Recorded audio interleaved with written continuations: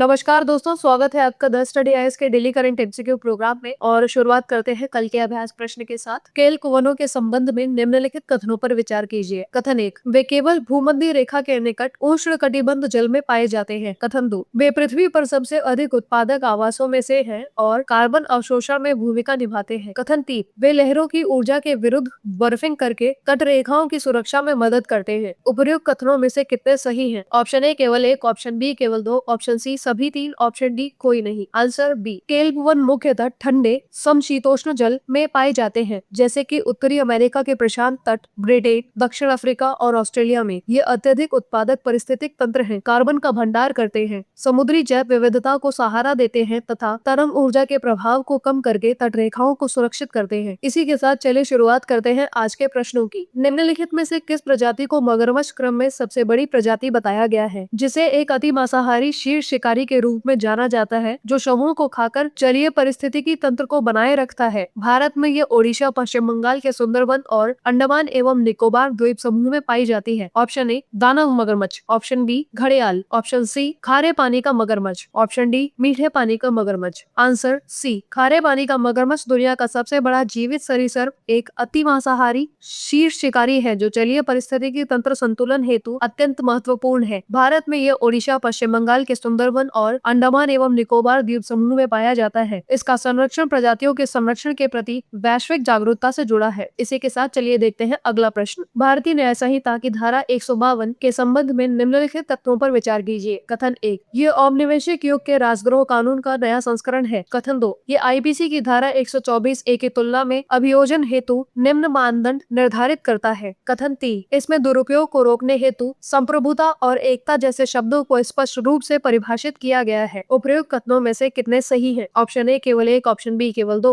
Option C सभी 3, option D कोई नहीं। Answer B. बीएनएस की धारा 152 को आईपीसी की धारा 124A की तुलना में व्यापक प्रावधानों वाला एक नया राजद्रोह कानून माना जाता है, जो जानबूझकर जैसे अस्पष्ट शब्दों का इस्तेमाल करके अभियोजन को आसान बना देता है। यद्यपि ये संप्रभुता और एकता जैसे प्रमुख अवधारणाओं को स्पष्ट रूप से परिभाषित नहीं करता है, जिससे आलोचना और असहमति के खिलाफ दुरुपयोग की गुंजाइश बनती है, जिसमें पत्रकारों को निशाना बनाना भी शामिल है। चलिए अब देखते हैं अगला प्रश्न। भारत के जलवायु वित्त वर्गीकरण 2025 के मसौदे के संबंध में निम्नलिखित कथनों पर विचार कीजिए। कथन 1, इसे भारत की उभरती प्राथमिकताओं और अंतर्राष्ट्रीय दायित्वों के अनुकूल एक जीवित ढांचे के रूप में वर्णित किया गया है। कथन 2, इसमें वार्षिक समीक्षा और 5 वर्षीय व्यापक समीक्षा तंत्र दोनों का प्रस्ताव है। कथन 3, यह केवल बड़े नियमों के लिए बनाया गया है तथा इसमें मौसमी और अनौपचारिक क्षेत्र को शामिल नहीं किया गया है। उपर्युक्त कथनों में से कितने सही नहीं है? ऑप्शन ए केवल 1, ऑप्शन बी केवल 2, ऑप्शन सी सभी 3, ऑप्शन डी कोई नहीं। Answer A. कथन 1 सही है। जलवायु वित्त वर्गीकरण 2025 के मसौदे को स्पष्ट रूप से जीवित ढांचा कहा गया है। इसका अर्थ है कि ये स्थिर नहीं है, बल्कि भारत के विकासात्मक आवश्यकताओं, जलवायु लक्ष्यों एवं पेरिस समझौते जैसी बदलती अंतर्राष्ट्रीय प्रतिबद्धताओं के साथ विकसित होगा। ये भविष्य की जलवायु और वित्तीय चुनौतियों से निपटने में लचीलापन सुनिश्चित करता है। कथन 2 सही है। ये ढांचा एक दोहरी समीक्षा प्रणाली का प्रस्ताव करता है, तत्कालीन परिवर्तनों और क्षेत्रीय विकासों को शामिल करने के लिए वार्षिक समीक्षा व दीर्घकालिक राष्ट्रीय एवं अंतर्राष्ट्रीय जलवायु प्राथमिकताओं के साथ संरेखित करने हेतु 5 वर्षीय व्यापक समीक्षा। यह इसे गतिशील एवं जवाबदेह दोनों बनाता है। कथन 3 गलत है। ये वर्गीकरण केवल बड़े निगमों तक सीमित नहीं है। इसके बजाय ये मौसमी, कृषि और अनौपचारिक क्षेत्रों को चरणबद्ध अनुपालन समय सीमा, सरलीकृत प्रवेश बिंदुओं और क्षमता निर्माण उपायों के माध्यम से सहायता प्रदान करके समावेशित पर जोर देता है। इससे यह सुनिश्चित होता है कि छोटी संस्थाएं जलवायु वित्त लाभों से वंचित न रहे। निम्नलिखित युग्मों पर विचार कीजिए। व्यक्ति या समूह योगदान। हेनरी डेरोजियो कलकत्ता में हिंदू कॉलेज के संस्थापक। यंग बंगाल 1843 में भारत की पहली राजनीतिक पार्टी का गठन। राधानाथ सिकदर सर्वप्रथम शिखर 15 माउंट एवरेस्ट को विश्व का सबसे ऊंचा पर्वत माना गया। उपयुक्त युग्मों में से कितने युग्म सही सम्मिलित हैं? ऑप्शन ए केवल 1 युग्म, ऑप्शन बी केवल 2 युग्म, ऑप्शन सी सभी 3 युग्म, ऑप्शन डी कोई भी युग्म नहीं।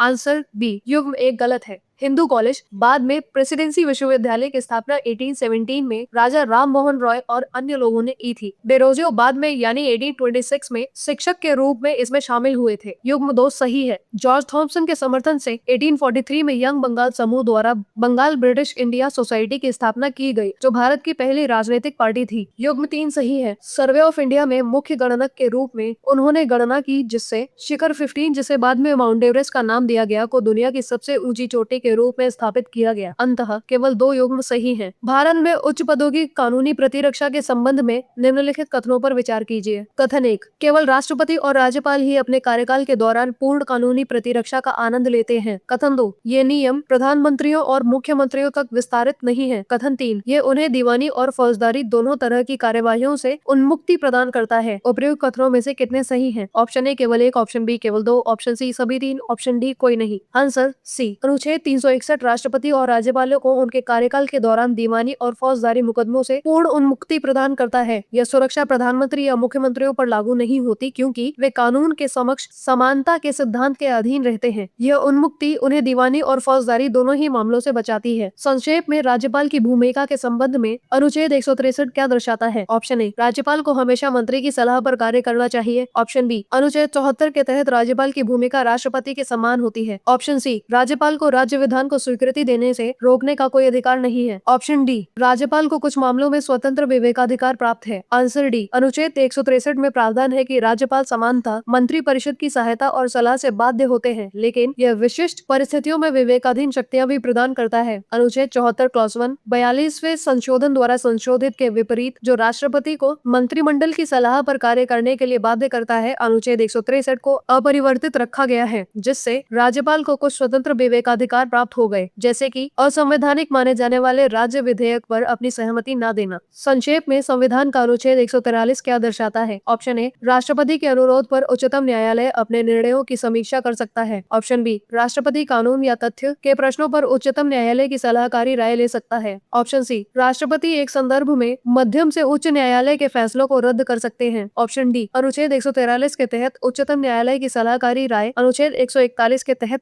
विधिक रूप में बाध्यकारी है। आंसर बी, अनुच्छेद 143 राष्ट्रपति को विधि या तथ्य संबंधी प्रश्नों को उच्चतम न्यायालय को उसके सलाहकारी राय के लिए संदर्भित करने का अधिकार देता है। यद्यपि अनुच्छेद 141 जो बाध्यकारी कानून है के अंतर्गत दिए गए निर्णयों के विपरीत अनुच्छेद 143 के अंतर्गत दी गई सलाहकारी राय राष्ट्रपति पर बाध्यकारी नहीं है, इसका केवल प्रेरक प्रभाव होता है। तमिलनाडु के राज्यपाल मामले के निर्णय के संबंध में राष्ट्रपति के संदर्भ पर चल रही बहस में यह अंतर महत्वपूर्ण है। हाल ही में केंद्र सरकार के कपास पर आयात शुल्क निलंबित कर दिया गया। इस कदम के क्या निहितार्थ हैं? ऑप्शन ए, इससे घरेलू उद्योगों हेतु आयातित कच्चे माल की लागत कम हो जाती है। ऑप्शन बी, ये कपास के आयात पर सभी प्रकार के कराधान को स्थायी रूप से समाप्त कर देता है। ऑप्शन सी, इससे कपास के आयात से सरकारी राजस्व में वृद्धि होगी। ऑप्शन डी, इससे घरेलू मिलों के लिए आयातित कपास अधिक महंगे हो जाएंगे। आंसर ए, आयात शुल्क के निलंबन का अर्थ यह है कि आयातित वस्तुएं बिना किसी अतिरिक्त कर भार के देश में प्रवेश करेंगी, जिससे उनकी लागत कम हो जाएगी। इस स्थिति में उच्च इनपुट लागत का सामना कर रही मिलों को लाभ होता है क्योंकि अत्यधिक कपास सस्ता हो जाएगा। ये एक अस्थायी राहत उपाय है, शुल्कों का स्थायी उन्मूलन नहीं, तथा ये आपूर्ति मांग के दबावों को संतुलित करने में मदद करेगा। हाल ही में विश्व स्वास्थ्य संगठन द्वारा निम्नलिखित में से किस देश को 2025 में सार्वजनिक स्वास्थ्य समस्या के रूप में रूबेला से मुक्त घोषित किया गया था? Option A Bharat, option B Bangladesh, option C Nepal, option D Sri Lanka.